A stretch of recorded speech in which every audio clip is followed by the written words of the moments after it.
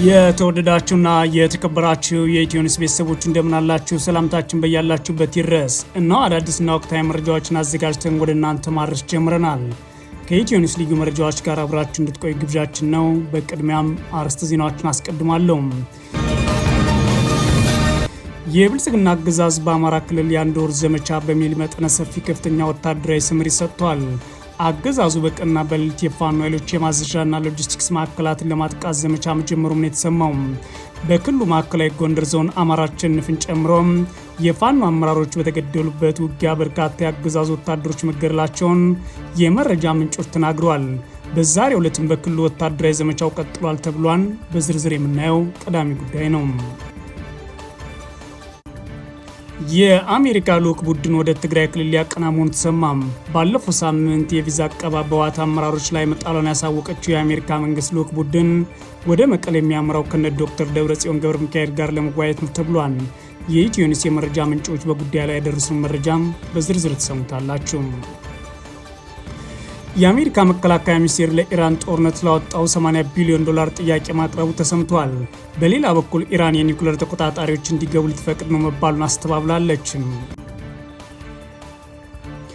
በተለያዩ ጊዜያት ቀን ሲቆረጥለት የቆየውና ደቡብ ሱዳን ሀገር ሆና ከተመሰረተች ወዲህ ለመጀመሪያ ጊዜ የምታካሄደው ምርጫ በቀጣይ ዓመት ታህሳስ ላይ እንደሚደረግ የሀገሪቱ ባለስልጣን አስታውቀዋል። ከዓለም አገራት በትንሿ ዕድሜነቷ የምትታወቀው ደቡብ ሱዳን ባለፉት ዓመታት የእርስ በርስ ጦርነት ያስቀጠለ ሲሆን ምርጫ ለማካሄድ ዝግጁ መሆኗን አስታውቃለች። የተወደዳችሁና የተከበራችሁ የኢትዮ ኒውስ ቤተሰቦች ወደ ዝርዝሩ አልፋለሁ። አብራችሁን ቆዩ። የብልጽግና አገዛዝ በአማራ ክልል የአንድ ወር ዘመቻ በሚል መጠነ ሰፊ ከፍተኛ ወታደራዊ ስምሪት የሰጠ ሲሆን አገዛዙ በቀንና በሌሊት የፋኖ ኃይሎች የማዘዣና ሎጂስቲክስ ማዕከላትን ለማጥቃት ዘመቻ ጀምሯል ተብሏል። በክልሉ ማዕከላዊ ጎንደር ዞን አማራ አሸንፍን ጨምሮ የፋኖ አመራሮች በተጎዱበት ውጊያ በርካታ የአገዛዙ ወታደሮች መገደላቸውን የመረጃ ምንጮቻችን የተናገሩ ሲሆን በዛሬው ዕለትም በክልሉ ወታደራዊ ዘመቻው ቀጥሏል። በጎጃም የተለያዩ አካባቢዎች በአገዛዝ ጦርና ፋኖ ኃይሎች መካከል ከፍተኛ ውጊያ እየተደረገ እንደሚገኝ ፋኖ የመረጃ ምንጮች ተናግሯል። የአገዛዙ ጦር ከትላንት ጀምሮ በምዕራብ ጎጃም ዞን ደጋዳሞት ወረዳ ለመግባት በተለያዩ አቅጣጫ መንቀሳቀሱ ተከትሎ ከፋኖ ኃይሎች ውጊያ ተከፍቶበታል የተባለው ሰኔ 15 2018 ዓ.ም ከቋሪት ወረዳ ገነት አቦ ከተማ በመነሳት ወደ ደጋዳሞት ከተንቀሳቀሰው የአገዛዙ ጦር ጋር ሰቅላ የተባለ አካባቢ ከባድ ውጊያ ተደርጓል ሲሉ ነው የመረጃ ምንጮቻችን ያረጋገጡት። ሰቀላ ላይ በተደረገው ውጊያ የፋኖ ኃይሎች ያደረሱትን መልሶ ማጥቃት ተከትሎ ወደ ኋላ የሸሸው የአገዛዙ ጦር ዛሬም በተለያዩ አቅጣጫዎች ከ3 ክፍለ ጦሮች የተውጣጣ ኃይል እያስጠጋ ይገኛል ተብሏል። በዚህም ከቋሪት ገነት አቦና ብራዳማ እንዲሁም ከደንበጫና ቢቡኛ አቅጣጫ ከፍተኛ ወታደራዊ እንቅስቃሴ እንደሚታይ የአካባቢ መረጃ ምንጮች ለኢትዮ ኒውስ ተናግሯል። በተያያዘም ከምስራቅ ጎጃም ዞን ከሞጣ ከተማ ወደ ጎንጂ ቆለላ ስተሪዮ ለመውጣት ከተጓዘ የአገዛዙ ጦር ጋር አጋም ውሃ በተባለ ቦታ የፋኖ ኃይሎች ውጊያ ማድረጋቸው ሰምቷል። የአገዛዝ ጦር ወደ አስተሪዮ ለመውጣት የሞከረው ከሞት አቅጣጫ ብቻ አይደለም ያሉት የመረጃ ምንጮቻችን በትላንትናው ዕለት ከአዴት ከተማ የተነሳ ሌላ ኃይል ወደ አስተሪዮ ሲጓዝ በፋኖ ኃይሎች ውጊያ ገጥሞት ወደ ኋላ ተመልሷል ብለዋል። ዛሬ በማቻከል አማኑኤል ዙሪያ ውጊያ የቀጠለ ሲሆን በጎጃም ቀጠና የተለያዩ አካባቢዎች ከከተሞች ወደ ገጠራማ አካባቢዎች ለመውጣት የሚደረጉ የአገዛዝ ጦር እንቅስቃሴዎች መደበኛ የተሽከርካሪዎች እንቅስቃሴ እያስተጓጉሉ ይገኛሉ ነው ያሉት የኢትዮ ኒውስ የመረጃ ምንጮችም። በተመሳሳይ አገዛዙ በክልሉ ከሰኔ 10 2018 እስከ ሐምሌ 10 2018 ዓ.ም አድርገዋለሁ በሚል የጀመረው የአንድ ወር ዘመቻ በወሎ ቀጠና የቀጠለ ሲሆን በዛሬው ዕለት በደቡብና ሰሜን ወሎ ዞኖች ተራራማ አካባቢዎች ከፍተኛ ወታደራዊ ስምሪት አለ ሲሉ የዓይን እማኞች ተናግረዋል።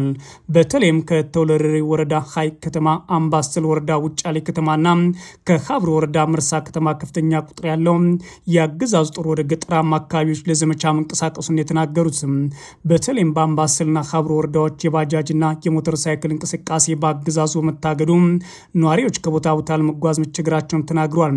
የፋኖ ኃይሎች በኩላቸው በቀንና በሌሊት ፋኖን ለመከበብ እየሞከረ የሚገኝ የአገዛዙ ጦር ላይ ከፍተኛ ወታደራዊ ኪሳራ ደርሰንበታል ሲሉ አስታውቀዋል።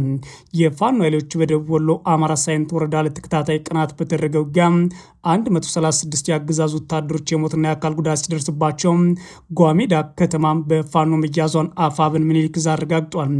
ስድስተኛ ቀኑን በያዘው አማራ ሳይንት ጓሜዳና ነጻ ተድባባ ማርያም ቀጠና ውጊያ የአገዛዙ ጦር 11ኛ እዝ 204ኛ ኮር ሜካናይዝድ እና እግረኛ ሰራዊት ከፋኖ ኃይሎች ጋር ውጊያ እያደረገ ይገኛል ተብሏል። በቀጠናው የተከፈተው ውጊያ ተከትሎም ከተገደሉ በርካታ የአገዛዙ ወታደሮች በተጨማሪ ከፍተኛ ቁጥር ያላቸው ቁስለኛ ወታደሮች ወደ ደሴና ሌሎች ከተሞች ለሕክምና መወሰዳቸውም ተሰምቷል። በተጨማሪም የፋኖ ኃይሎች በወረኢሉ ወረዳ በከፈቱት ድንገተኛ ውጊያ አንድ ወታደራዊ አዛዥ ጨምሮ በርካታ የአገዛዙ ጦር አባላት ተገድለዋል ሲል አፋብን ሚኒሊክ ይፋ አድርጓል። ሰኔ 15 2018 ዓ.ም ከወረኢሉ ወረዳ ወይብላ ማርያም ቆልቢ በአካባቢዎች በተከፈተ ውጊያ ነው በርካቶች ላይ የሞትና የአካል ጉዳት መድረሱ የተሰማው። በሌላ በኩል በክልሉ ማዕከላዊ ጎንደር ዞን አማራ አሸንፍን ጨምሮ የፋኖ አመራሮች በተጎዱበት ውጊያ በርካታ የአገዛዙ ወታደሮች መገደላቸውን የመረጃ ምንጮቻችን ተናግረዋል።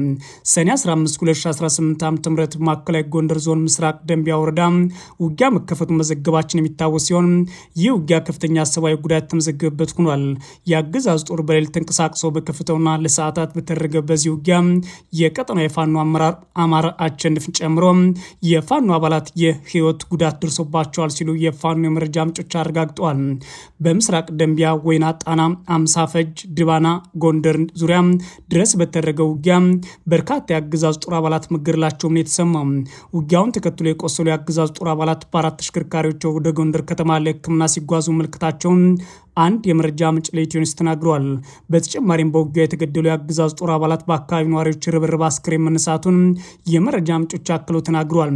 በተመሳሳይ በደቡብ ጎንደር ዞን የተለያዩ አካባቢዎች የሚደረገው ውጊያ ለተከታታይ ቀናት መቀጠሉም ተሰምቷል።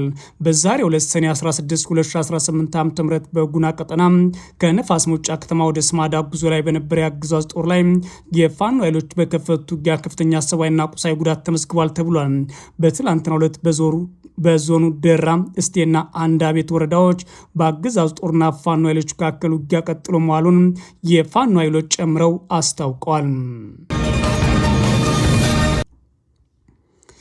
የአሜሪካ ልዑክ ቡድን ወደ ትግራይ ክልል ሊያቀና መሆኑ ተሰማ። ባለፈው ሳምንት የቪዛ አቀባ በህወሓት አመራሮች ላይ መጣሏን ያሳወቀችው የአሜሪካ መንግስት ልዑክ ቡድን ወደ መቀሌ የሚያመራው ከነ ዶክተር ደብረጽዮን ገብረ ሚካኤል ጋር ለመወያየት ነው ተብሏል። የአሜሪካ መንግስት ልዑክ ቡድን ወደ ትግራይ ክልል መቀሌ የሚያቀና መሆኑን የመረጃ ምንጮቻችን ተናግረዋል።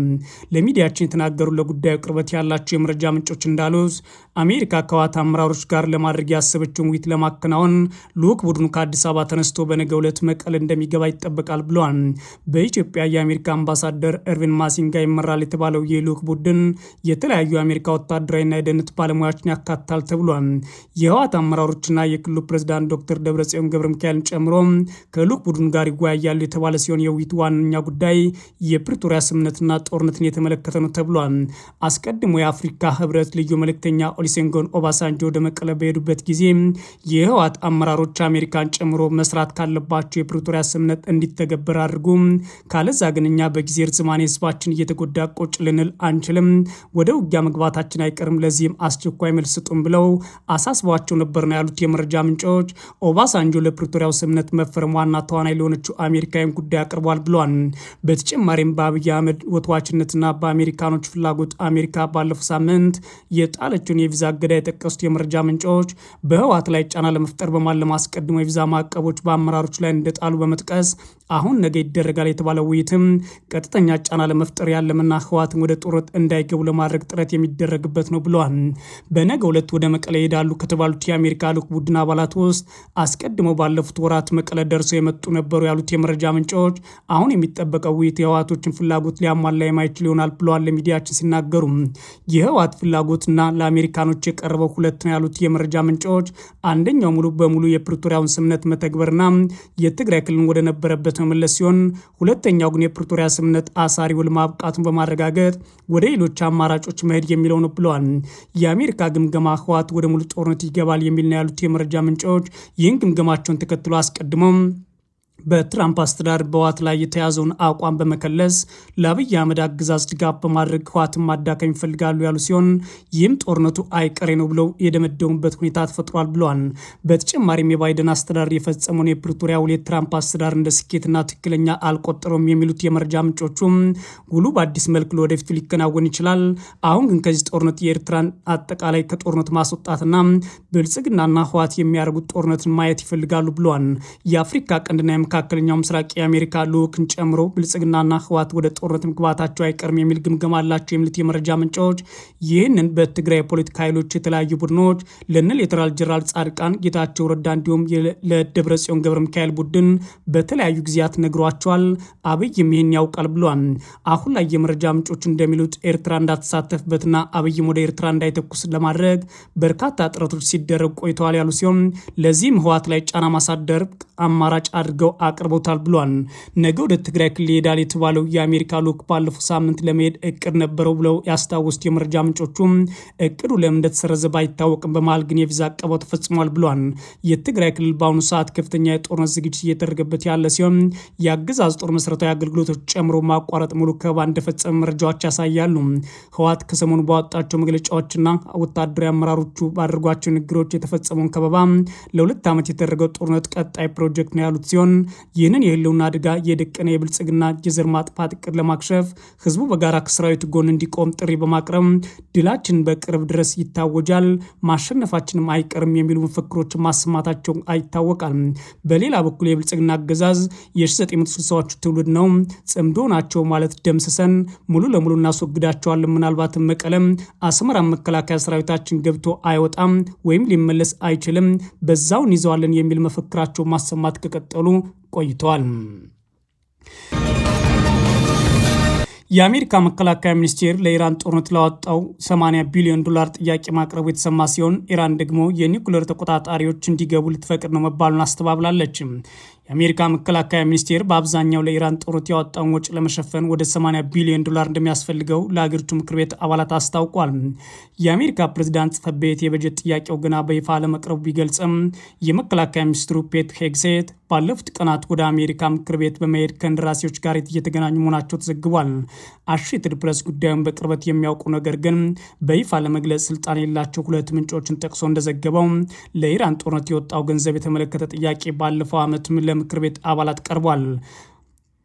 ምክትል የመከላከያ ሚኒስትር ስቴፈን ፋይንበርግ በበኩላቸው ከበርካታ የምክር ቤት አባላት ጋር በቀረበው የገንዘብ ጥያቄ ከመነጋገራቸው በተጨማሪም ዝርዝሩን ለምክር ቤቱ የአስተዳደርና የበጀት ጽሕፈት ቤት መቅረቡን ገልጸዋል። ፔንታገን በመባል የሚታወቀው መከላከያ መስሪያ ቤት ግን በጉዳዩ ላይ አስተያየት ተጠይቆ ምላሽ አልሰጠም። ይህ የበጀት ጥያቄ ፕሬዚዳንት ትራምፕ ከኢራን ጋር ጦርነት ውስጥ መግባታቸው ከተቃወሙት የምክር ቤት አባላት በአሜሪካውያን ላይ ያጋጥመው የኑሮ ውድነት እንደ ምክንያት ማቅረብ ቀላል የማይባል ተቃውሞ እንደሚገጥመው ይጠበቃል ይላል ቢቢሲ። ግንቦት ወር ላይ በምክር ቤቱ በተካሄደው የጥያቄና መልስ መድረክ ላይ በርካታ ሕዝብ ለተቃውሞ ጦርነት አሜሪካውያን ለፍተው ያገኙትን ገንዘብ እያወጣችሁ ነው በማለት ዲሞክራቷ የምክር ቤት አባል ፓርቲ መሪ የመከላከያ ሚኒስትሩ ሄግሴት መናገራቸውም ይታወሳል።